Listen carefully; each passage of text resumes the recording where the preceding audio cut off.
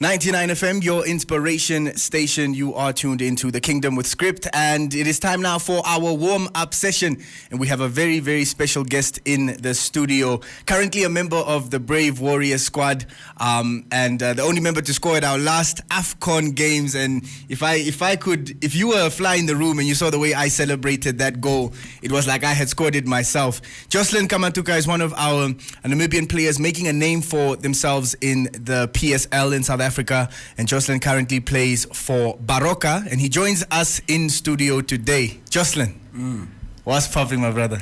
All good. How are you, man? I'm good.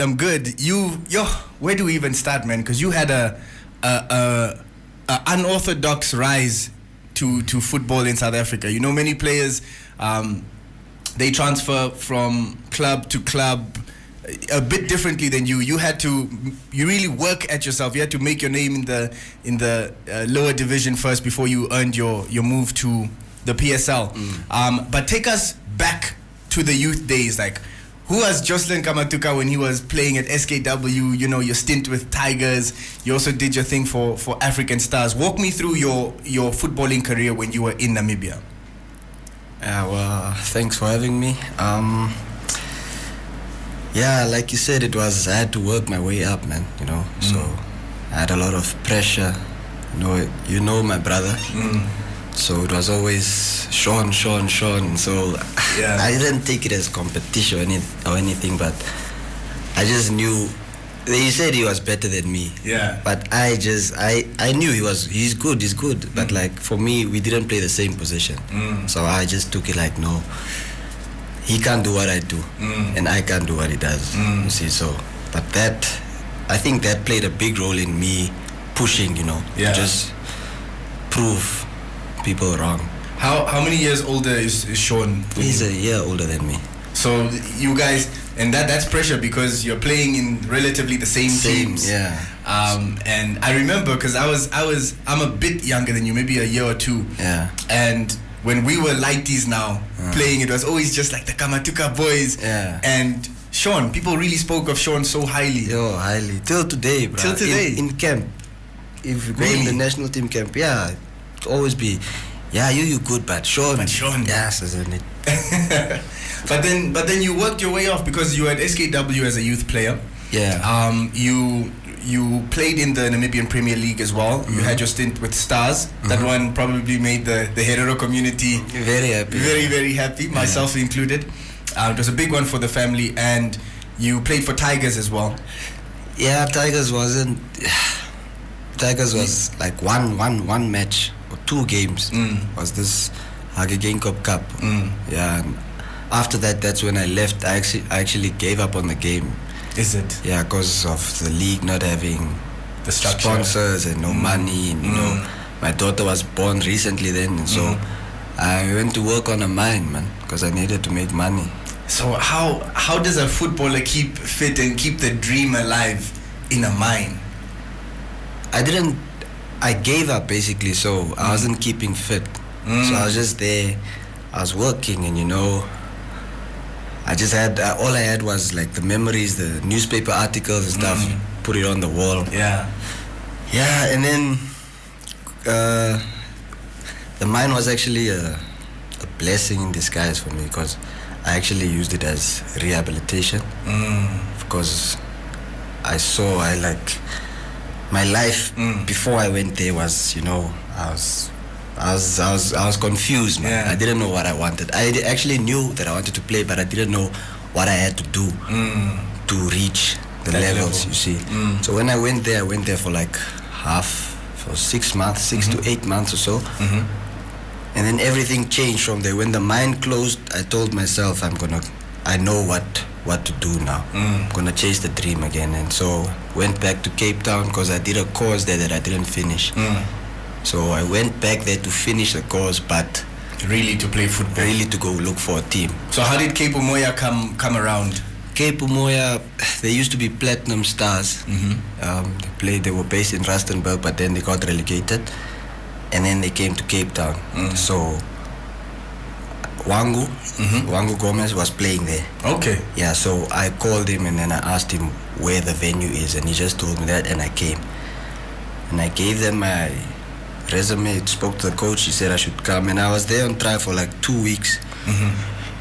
And you know, Cape Town's weather, the wind, you know. Yeah. The free kicks has been difficult. It's if you're not from Cape Town, you'll struggle, you know, taking corner kicks and so on. So there was a day we did set pieces, man, and the wind was terrible, and like you tried to whoop that ball, but it goes sky high. Yeah. And that day they told me, nah, we're not gonna take you because you can't cross. Yeah. Yeah, and then I left, man, you know. So I went home. And I told myself, if I don't get to this team, I'm gonna now give up. For real. So 2 weeks went past, and I went to go watch them play a friendly match against Cape Town City. And I saw, because I was sitting with Wango, he had an injury. So I asked him if these are the players that these guys are better than me in your eyes. And after that game, I stood by the coach, Roger Desa. I stood by his car. I just waited for him for like an hour.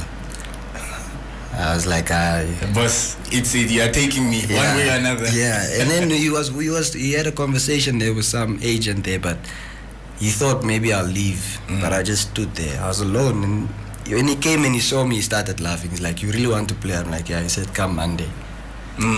See, then the rest was history. The rest was history. You just taking the attention away from South Africa for a little bit.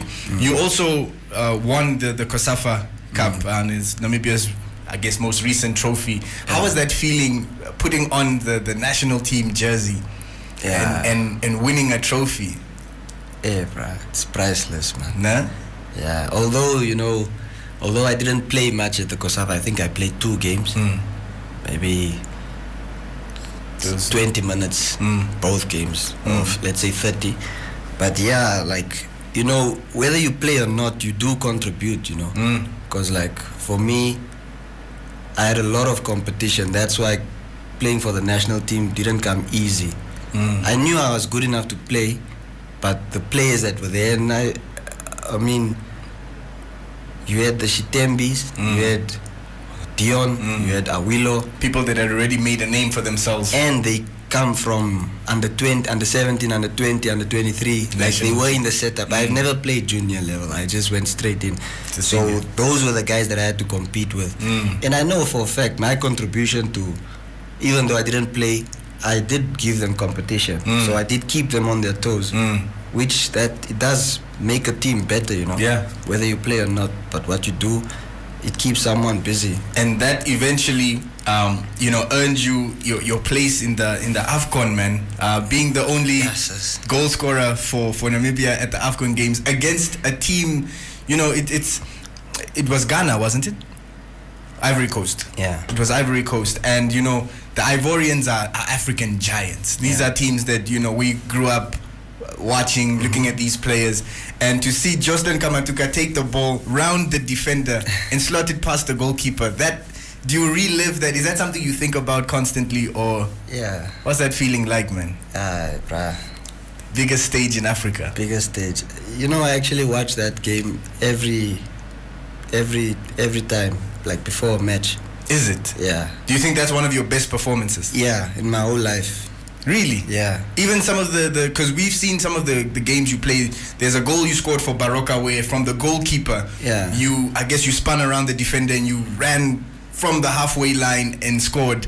You'd say the Afcon goal was 10 times better. Yeah. Not just the goal, like my whole performance in the 70 minutes that I played, because like after that game, it took me that game to I was named top 5 stars in the group stage. Just after that game. Sure. See, and so amongst the biggest names. Yeah, top 5. So it took me 70 minutes to do that, because it was hard to get into that squad. I was under a lot of pressure because I came to the COSAFA. I scored my first goal at the COSAFA, and then the media, through pass and all this and that. So I was under pressure, man, and like I wanted to train 3 times a day when we went to Afcon, because I knew every training is an opportunity for me to prove myself. Yeah. I just wanted to train because I just had like bad vibes, man. Like I won't go through. So And then it happened. my name was the first one to be called. Hey, Yo. and that feeling in your heart, yo. Yes. I was like, yo, okay. Now we go. Now, Joslin, your younger brother, you spoke highly of Sean Kamatuka, and I actually played the social game against him. Sean still got it, man. Sean still has it. They say class is permanent. Yeah. It truly is. But you have a younger brother, man, Chulu. Chulu is tearing up the under 20 team, man. He captained the boys at the last competition as well. What's the feeling like at home with you and Chulu? Is it are you guys competitive? Is it more like just big brother, hey, do this, do this, do this? And what is your advice to young ballers out there? Chulu, yo, beast. Nah? It's from the four of us, he's the best, man. Is it? Yeah, he's the best. Yo, he's so good, that boy. You got to learn from all of you, a little bit from all of you. He plays like a big man, man. Like he's so young, but yeah, with what I love about Chulu, like I see a lot of myself in him. Like I see the drive in him. He does what I do. He asks. He just does what I'm doing, and I tell him, like, we're not the same, but as long as you follow, if you do what I do, that's like part of where you wanna, where you wanna go. And like my advice for youngsters is just know what you want. Once you know once you know what you want, everything else will fall into place. Because if you don't know what you want, you won't know what to do. So if you know what you want, you'll know what you need to sacrifice to get there, and you have to do whatever it takes to get that thing. I think that's the most difficult thing for our young ballers, young athletes in general in Namibia, is knowing what to sacrifice. Yeah. Now, Joslin, before we let you go, I have a last, just a quick fire question. The first thing that comes to your mind, Messi or Ronaldo? Messi and Ronaldo. Okay, that's the first I've heard. Scoring a winner for Namibia at the Afcon, or scoring the title-winning goal for Baroka? What would you rather win? My country, man. The country over everything. Yeah. And if you weren't playing football, what would you be doing? Hey, I'd be a rapper. No, serious. Comedy, really? Yeah. You used to rap? Nah, man. Yeah, man. Music. I love music. Music is life, bro. So maybe a DJ. I used to be a DJ. Yeah. At a point in my life, but I think I did law at UNAM, so I dropped out. Yeah. So football is just football. Football is life, bro. Oh wait, no. Thank you so much, man. It's always good catching up with you, and we can't wait to see you do more amazing things for Baroka next season, and more amazing things with the national team. We have competitions coming up. Fingers crossed that all the things on the admin side are done from the federations, and then you guys can just stick to the football and do what you do best, man. Thanks for having me, man. And thanks for having me. Joslin Kamatuka, the Baroka forward, Namibia national team forward, and pace, finishing, crossing in the wind, as you heard. He's got it all, man. We're diving back into the kingdom, and our next jam is actually very interesting. It's a song by Prince, and this song has backing vocals from Prince's band members, a bassist and a guitarist. Stick around to find out what jam this is on your Inspiration Station.